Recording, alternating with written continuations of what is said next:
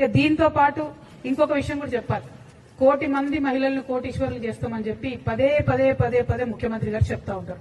అయితే ఆ సెర్ప్ వ్యవస్థలో, ఆ సెల్ఫ్ హెల్ప్ గ్రూప్స్ లో స్త్రీనిధి అనేటటువంటి ఒక ఆర్గనైజేషన్ కూడా ఉంటుంది. ఆ స్త్రీనిధి సపరేట్ గా మహిళల కోసం కోఆపరేటివ్ ఏర్పాటు చేసి 2011 లో ఏర్పాటు చేశారు. అయితే అప్పటి నుండి ఇప్పటి వరకు ఈ స్త్రీనిధిని ఒక దయ్యం పట్టుకొని వెంటబడతా ఉన్నది. దాదాపుగా 14 ఇయర్స్ నుంచి ఒకటే ఒక వ్యక్తి, ఆయన పేరేంటిదంటే జి విద్యాసాగర్ రెడ్డి. ఈయన యాక్చువల్ గా స్టేట్ ప్రాజెక్ట్ డైరెక్టర్ సెర్ప్ కి జాయిన్ అయ్యాడు. కానీ ఆయనే సెల్ఫ్ డిక్లేర్డ్ మేనేజింగ్ డైరెక్టర్ అయిపోతాడు. ఆయన మేనేజింగ్ డైరెక్టర్ గా 14 ఏళ్ల నుంచి కొనసాగుతుంది. 58 సంవత్సరాలు పైబడినటువంటి వ్యక్తిని కొనసాగించరాదని ఆర్బీఐ చెప్పినప్పటికీ కూడా ఆయన అట్లనే కొనసాగుతాడు. ఆయన ఎవరేమన్నారు.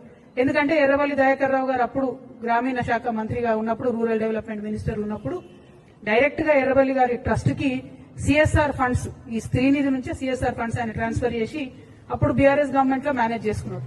ఇప్పుడు కాంగ్రెస్ గవర్నమెంట్ లో కూడా అదే కొనసాగుతున్నది. కాంగ్రెస్ గవర్నమెంట్ లో కూడా అందరూ ఉద్యోగులు పదే పదే పదే కంప్లైంట్ చేస్తే కూడా ఒక ఎంక్వైరీ కమిషన్ వేసారు. దాని పేరేందంటే జీవో నంబర్ 523 ఎంక్వైరీ కమిషన్ వేసారు.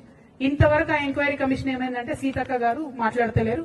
నిన్న కూడా సీతక్క గారు ఈ విద్యాసాగర్ రెడ్డి అనేటువంటి పక్కన కూర్చోబెట్టుకొని మేము మహిళలు కోటీశ్వర్లు చేస్తామంటే ఈయన మింగుతున్నాడు అమ్మ పైసలన్నీ, ఈయన ఇబ్బంది పెడుతున్నాడు, అట్లా కాదు, దయచేసి ఆ వ్యక్తిని మొదలు తొలగించండి. ఎందుకంటే ఈయన ఏం చేస్తుండంటే ఆయన మొత్తం ప్యానెల్ అందరినీ కూడా ఎగ్జిక్యూటివ్ డైరెక్టర్, ఈ డైరెక్టర్ అని చెప్పి లక్షలలో వాళ్ళకి జీతాలు ఇచ్చి ఎస్సీ, ఎస్టీ, బీసీ మహిళలందరినీ కూడా 737 మంది ఎంప్లాయీస్ ఉండే స్త్రీనిధిలో ఇప్పుడు 270 మంది మిగిలిరు.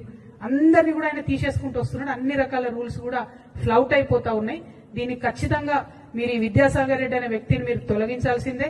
ఆ స్త్రీనిధిలో జరుగుతున్నటువంటి అక్రమాలను ఖచ్చితంగా బయట పెట్టాల్సిందే. 523 జీవో ఎంక్వైరీ ఏమైందో కూడా సీతక్క గారు చెప్పాల్సిందే. మీరు చెప్పకపోతే మరి ఎర్రబల్లి గారికి ఎట్లయితే అండర్స్టాండింగ్ ఉండేనో మీకు కూడా ఉంటుందని అనుకోవాల్సి వస్తుంది. సీతక్క మంచిది, నాకు తెలుసు, అట్లా చేయదు. కాబట్టి తొందరగా విద్యాసాగర్ రెడ్డిని తొలగిస్తారని చెప్పి నేను మనస్ఫూర్తిగా నమ్ముతా ఉన్నాను.